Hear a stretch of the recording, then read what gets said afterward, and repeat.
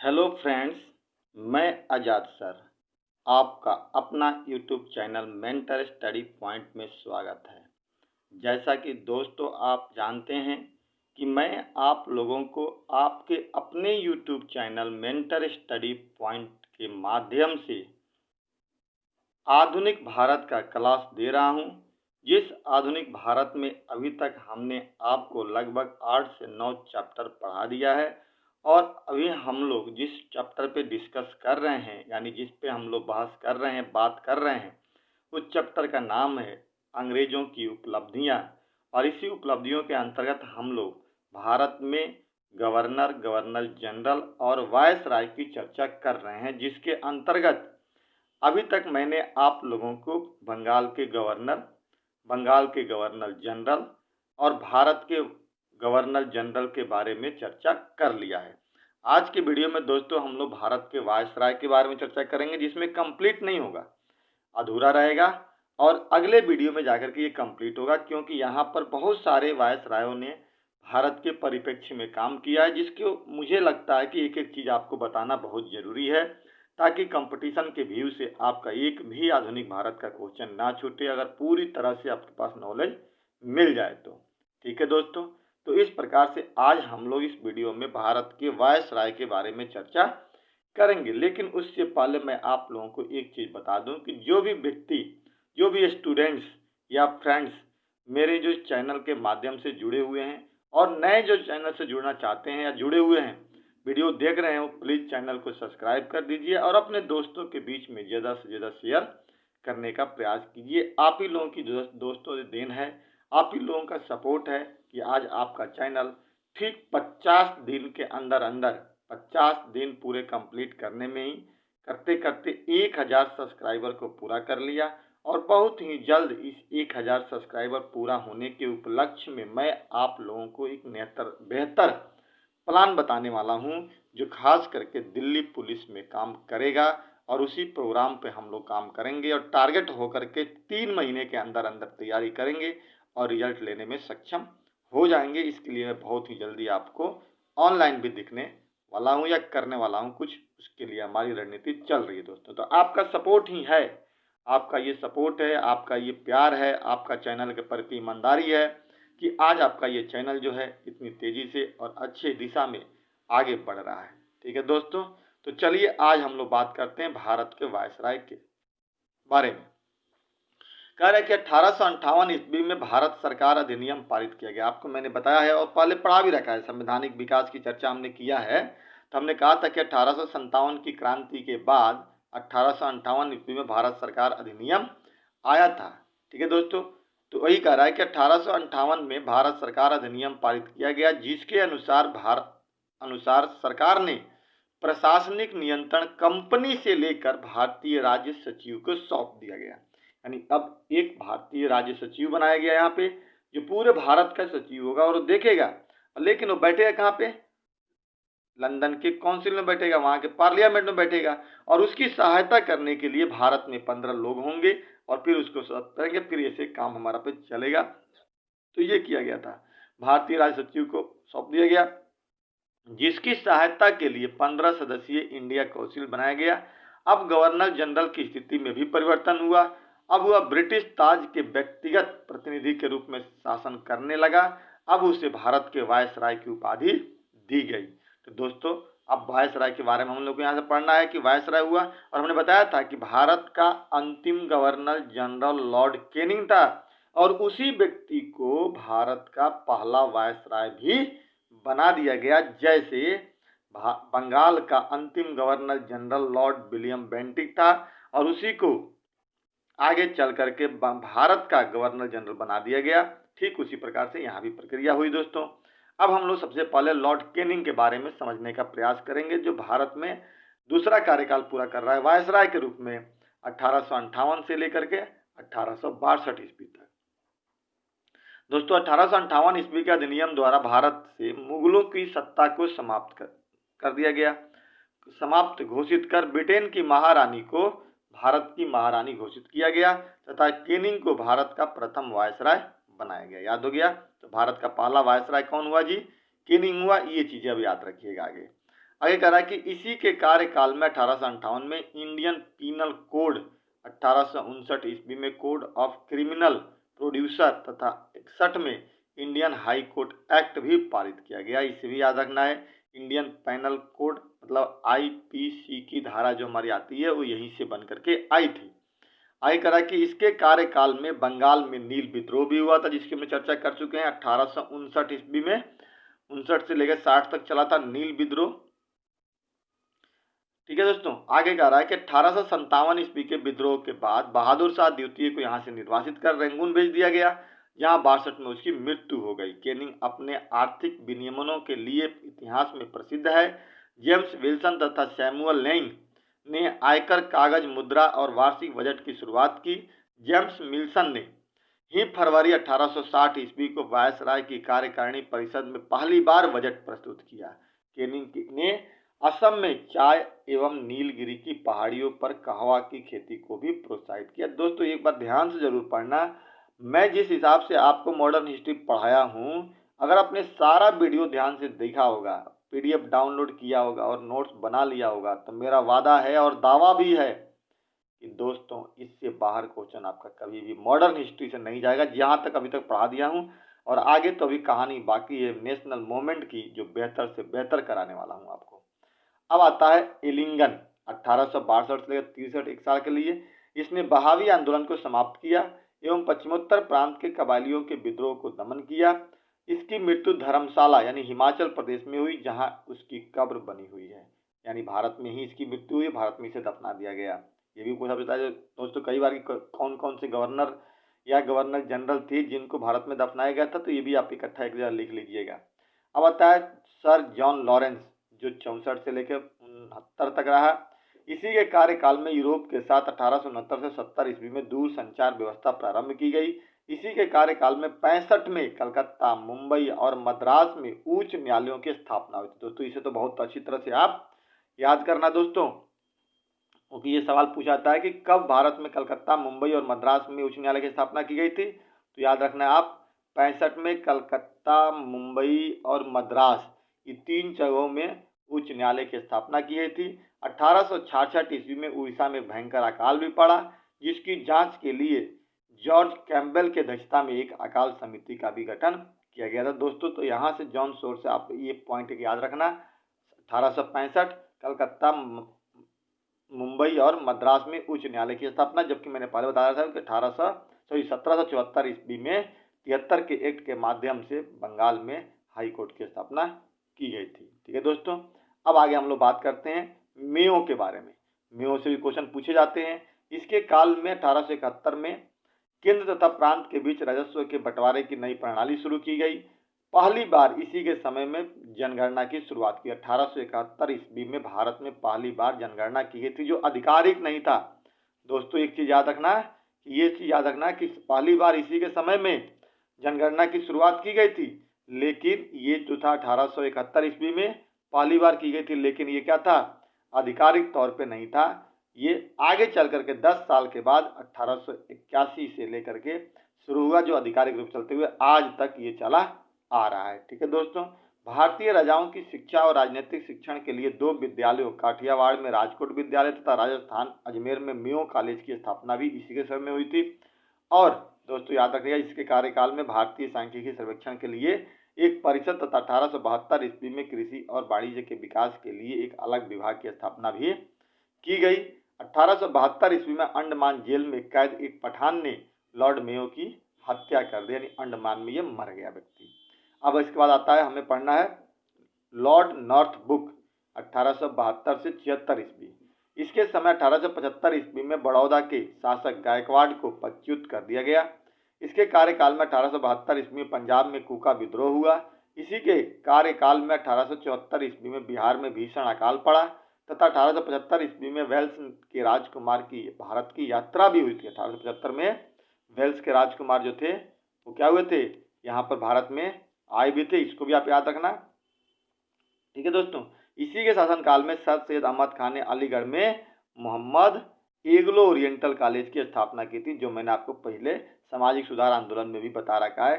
इसलिए दोस्तों यहाँ से ये चीजें 2-3 क्वेश्चन बनती है, इसको आप इसे याद रखना। अब आता है लिट्टन। लिट्टन को भारत में प्रतिक्रियावादी व्यक्ति के नाम से जाना जाता है, जो प्रतिक्रियावादी था। कहता है कि कवि, उपन्यासकार और निबंध लेखन लिट्टन साहित्य जगत में या ओवेन मेरेडिथ के नाम से आता है। ये दोस्तों पीसीएस में ये सवाल पूछा जाता है कि भारत में कौन सा वायसराय था जिसे ओवन मेरेडिथ के नाम से जाना जाता है, तो वो था लिट्टन, जो 76 से लेकर 80 के बीच में शासन किया था।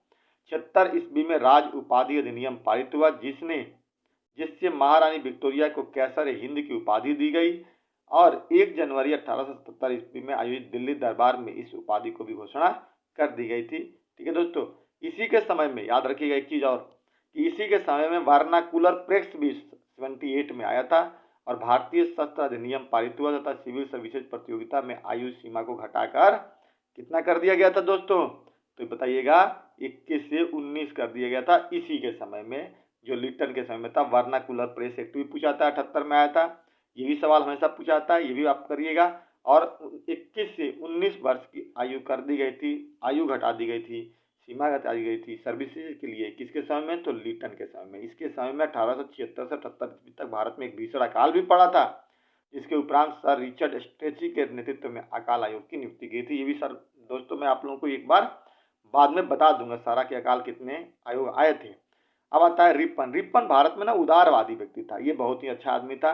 रिपन और वेंटिन के बारे में हम कहते हैं कि ये उदारवादी व्यक्ति थे। इसके समय में प्रथम 84 तक रहा, 80 से प्रथम फैक्ट्री एक्ट 1881 में प्रथम फैक्ट्री पारित हुआ। 7 वर्ष से कम उम्र के बच्चों को काम नहीं कराया जा सकता था।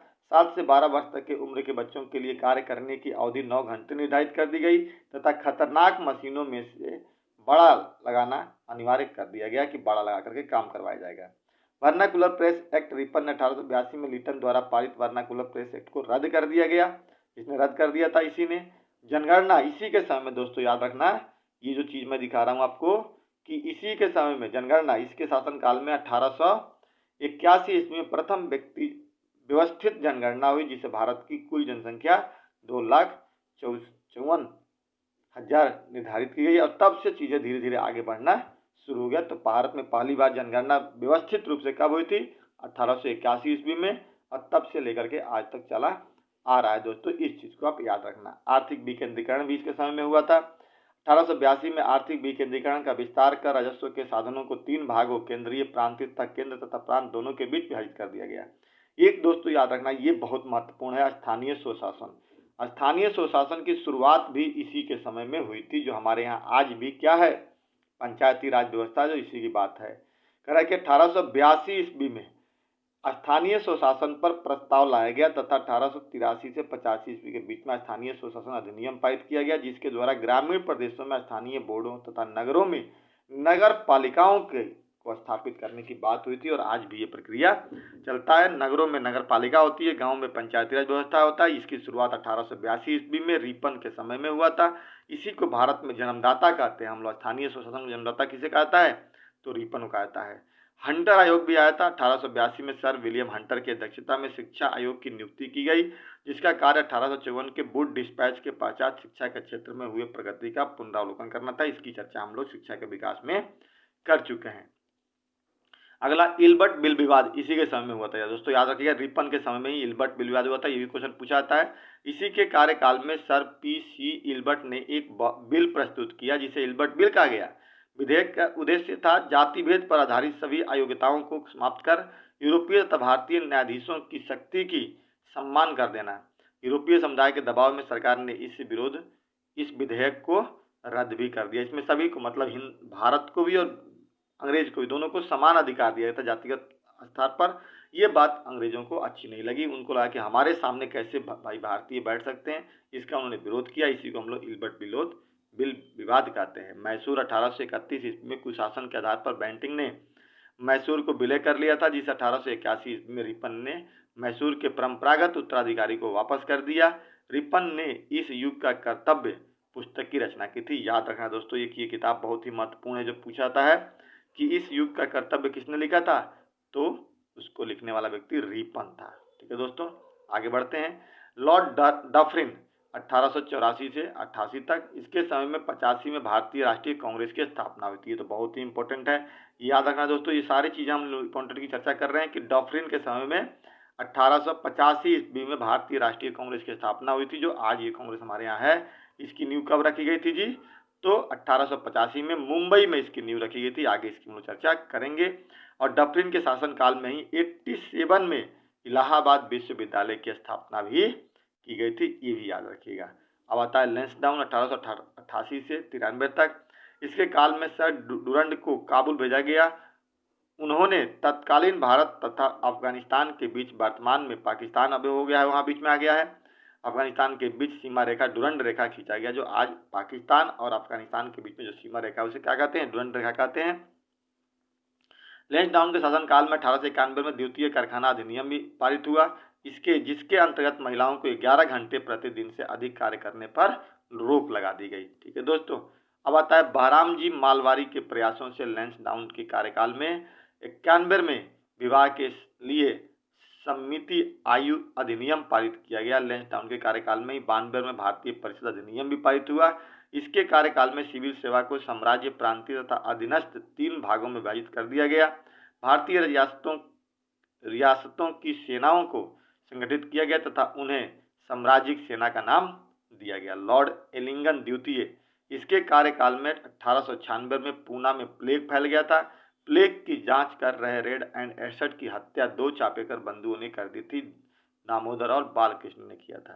तो ये दोस्तों, ये याद रखना एक चीज़ इसमें बहुत महत्वपूर्ण है, क्योंकि भारत में जब हम क्रांतिकारी दल पढ़ेंगे तो उसकी शुरुआत इसी रेड एंड एडसठ की हत्या के साथ ही चापेकर बंधुओं द्वारा की जाती है, जो 1896 में हुई थी। ये हमें पहली बार यहाँ पे मतलब एक क्रांतिकारी दल जो कहते हैं ना, उसकी शुरुआत हमारे यहाँ इसी के समय में से हुई थी, याद रखना दोस्तों। आगे कह रहा है कि अब आता है करजन 1899 से 1905 ईस्वी तक। इसके कार्यकाल में उत्तरी पश्चिमी सीमा प्रांत की स्थापना की गई थी। पुलिस भी बहुत सारा काम इसने भी किया, जैसे डलहौजी के बारे में हमने पढ़ा था, उसी तरह से इसके समय में बहुत सारा काम हुआ था। पुलिस सुधार अधिनियम 1902 में एंड्रू फ्रेजर की अध्यक्षता में पुलिस आयोग बनाया गया, जिसकी अनुशंसा पर केंद्र में सीबीआई तथा प्रांतों में सीआईडी की भी स्थापना की गई थी। तो दोस्तों आप इसको भी याद रखना कि सीबीआई की बात कब की गई थी और सीआईडी की बात कब की गई थी, इस चीज़ को आप याद रखना। शिक्षा में सुधार की बात की गई थी, थॉमस रैले भी इसके समय में ही आया था। आर्थिक सुधार भी 1900 ईस्वी में की गई थी। एंटी मैकडोनाल्ड की अध्यक्षता में एक अकाल आयोग भी बनाया गया था, जिसे अकाल आयुक्त की नियुक्ति की गई थी। 1902 में सिंचाई पर मनक्रिक समिति भी गठित की गई थी। ठीक है दोस्तों। इसके समय में 1903 में पूसा में कृषि अनुसंधान संस्थान की स्थापना की गई थी। 1899 में भारतीय टंकन तथा पत्र मुद्रा अधिनियम पारित किया गया तथा 1899 में भारत में स्वर्ण प्रमाण पत्र पर किया गया। इसी के समय रेलवे के विकास के लिए रेल विशेषज्ञ थॉमस रॉबर्टसन को बुलाया गया। इसके काल में रेल मार्गों का सबसे अधिक विस्तार हुआ था। याद रखिएगा दोस्तों ये कि किसके समय में, तो करजन के समय सबसे अधिक विस्तार हुआ था। 1905 में रेलवे बोर्ड की गठन भी की गई थी, याद रखना ये इसी के समय में। 1904 में ऑफिशियल सीक्रेट एक्ट प्राचीन स्मारक परीक्षण अधिनियम भी पारित किया गया था। सैनिक में सुधार भी इसने किया था। भारतीय सेना में 2 कमानों की बता हुई थी, उत्तरी कमान और दक्षिणी कमान के रूप में किया गया था। इसके समय में अधिकारियों के प्रशिक्षण के लिए इंग्लैंड के कैम्ब्रियल कॉलेज में नमूनों पर क्वेटा में कॉलेज भी खोला गया था। इसी कार्यकाल में 1901 में देशी शासकों के उच्च परिवारों के युवकों को सेना में भर्ती करने के लिए भी कैडेट की आईसीसी की स्थापना की गई थी। बंगाल विभाजन सबसे महत्वपूर्ण बात है कि इसी के समय में हुआ था। करजन का सबसे विवादास्पद कार्य 1905 ईस्वी में बंगाल का विभाजन था। 19 जुलाई को विभाजन की घोषणा की गई थी और 16 अक्टूबर को मिंटो के शासनकाल में विभाजन को लागू किया। मतलब इसके समय में विभाजन की घोषणा की गई थी करजन के समय में और लागू हुआ था मिंटो के समय में, याद रखिएगा। लॉर्ड मिंटो के बारे में हम लोग बात करते हैं 1905 से 1910 तक दोस्तों। इसके बाद इस वीडियो को हम लोग लास्ट यहीं पे करेंगे। इसके समय में 16 अक्टूबर 1905 ईस्वी को बंगाल विभाजन लागू हुआ। ये दोस्तों बहुत आपको याद रखने की जरूरत है एकदम बिल्कुल ही कि बंगाल विभाजन कब हुआ था जी, तो 16 अक्टूबर 1905 ईस्वी को बंगाल विभाजन लागू किया गया था, जबकि आया था जुलाई में करजन के समय में। 1606 ईस्वी में कांग्रेस ने बनारस अधिवेशन में स्वराज शब्द की बात कही थी। ये भी क्वेश्चन पूछा जाता है। लक्ष्य घोषित किया था। बंगाल विभाजन के विरोध के तरीके पर नरम और गर्म पंथियों में के मतभेद के कारण 1907 में सूरत में कांग्रेस अधिवेशन का विभाजन हो गया था। ये भी याद रखिएगा कि सूरत कांग्रेस का विभाजन कब हुआ था, 1907 में सूरत में हुआ था। ठीक है दोस्तों। अगला कह रहा है कि इसी के समय में 1907 में कर्नल अलकाट के स्थान पर एनी बेसेंट थियोसॉफिकल सोसाइटी की अध्यक्ष बन गई थी। 1908 में समाचार पत्र अधिनियम पारित हुआ था। दरअसल बंगाल विभाजन और कर्जन की प्रतिक्रियावादी नीतियों की उपरांत बढ़ रहे उग्रवाद को दबाने के लिए सरकार ने समाचार पत्रों में आपत्तिजनक एवं उत्तेजक प्रकाशक को प्रतिबिंबित कर दिया था और पारित किया था। इसी के समय में 30 अप्रैल 1908 ईस्वी को वर्तमान बिहार के मुजफ्फरपुर जिले में बदनाम जॉर्ज किंग्सफोर्ड की हत्या का प्रयास भी किया गया था। इस घटना में प्रफुल्ल चौकी और खुदीराम बोस शामिल थे। प्रफुल्ल चौकी ने आत्महत्या कर ली तथा अभियोग चलाकर 30 अप्रैल 1908 को खुदीराम बोस को फांसी दे दिया गया था। ये भी याद रखना है दोस्तों। इसी के समय में बाल गंगाधर तिलक को 1908 में 6 वर्ष की सजा हुए तथा मांडले जेल भेज दिया था। दोस्तों बहुत ही आपके लिए ये वीडियो इंपॉर्टेंट है। ऐसे ऐसे छोटे छोटे इसमें इतने फैक्ट मैं आपको दे रहा हूँ कि अगर आपने इस फैक्ट को सभी अपने कपों में उतार लिया तो एक भी क्वेश्चन आप यहाँ से नहीं छूट सकता है। ठीक है दोस्तों। 9 में लंदन में मदन लाल धिंगरा ने करजलन वायली की हत्या कर दी और 1909 में मार्ले मिंटो सुधार अधिनियम या कहिए भारत परिषद अधिनियम पारित हुआ। इस अधिनियम के द्वारा गवर्नर जनरल को परिषद में एक भारतीय सदस्य के रूप में एसपी सिन्हा को नियुक्ति की, जो पहले भारतीय सदस्य थे। तो ये भी हमने बता रखा है आपको पहले भी कि भारत में 1909 में ही मार्ले मिंटो सुधार अधिनियम आया था, जिसे हम लोग भारत शासन अधिनियम कहते हैं। और यही इसी के माध्यम से भारत में फूट डालो और राज करो की नीति अंग्रेजों ने चलना शुरू कर दिया था। ठीक है दोस्तों। तो इस प्रकार दोस्तों हमने कुछ पढ़ने का प्रयास किया। वायसराय के बारे में भी कुछ बच गया और लगेगा इसको कंप्लीट करने में, और तब करके हमारे वायसराय कंप्लीट हो जाएंगे। दोस्तों पूरे इतिहास का निचोड़ मैं इसमें दे रहा हूँ, बस नेशनल मूवमेंट को खाली छोड़ करके। इसलिए इस वीडियो को आप जरूर देखिए और पूरे के पूरे अच्छी तरह से नोट डाउन करने का प्रयास कीजिए। पीडीएफ डाउनलोड करके उसको अपने पास रखिए और समझने का प्रयास कीजिए, क्योंकि गवर्नर जनरल से बहुत सारे क्वेश्चन पूछे जाते हैं, वायसराय से बहुत सारे क्वेश्चन पूछे जाते हैं। ठीक है दोस्तों। इसी के साथ ही अपने वीडियो को समाप्त करते हैं। अभी तक जो चैनल से जुड़े हुए हैं वो व्यक्ति चैनल को सब्सक्राइब कर दे और ज़्यादा से ज़्यादा शेयर करने का प्रयास करें। जय हिंद, जय भारत।